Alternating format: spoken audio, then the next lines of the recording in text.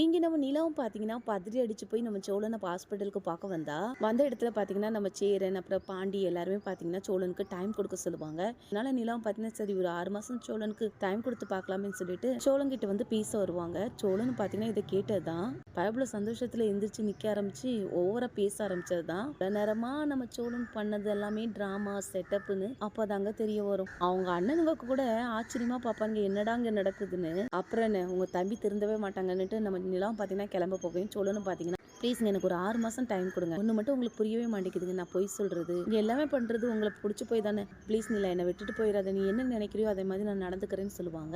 இதனால நம்ம நிலம் பார்த்தீங்கன்னா கடைசியாக ஒரு சான்ஸ் தரேன். 6 மாதம் தான். வீட்டில் இருக்க எல்லாருமே சந்தோஷப்படுவாங்க. அதே நேரம் நம்ம நடேசன் அவங்களோட டெம்போல எல்லாருமே பார்த்தீங்கன்னா வந்துட்டு இருக்கும்போது நடேசன் பார்த்தீங்கன்னா நிலா கிட்ட அதான் 6 மாதம் இருக்குதுல்லம்மா எப்படியாவது அவனை திருத்துருன்னு சொல்ல உடனே நம்ம நிலம் பார்த்தீங்கன்னா ஆமா உங்க பையன் திருத்துறதுக்காக தான் எங்க அப்பா அம்மா என்ன பெத்தாங்களா அப்படி இப்படின்னு பேச ஆரம்பிச்சதும் இவன் உடனே நம்ம நடேசன் பார்த்தீங்கன்னா மைண்ட் வாஷ்ல இவ வேற சூடா இருக்கா இப்ப ஏதாவது பேசி நம்ம வாங்கி கடிக்க கூடாதுன்னு சொல்லிட்டு வண்டியை ஓட்ட ஆரம்பிச்சிருவாங்க.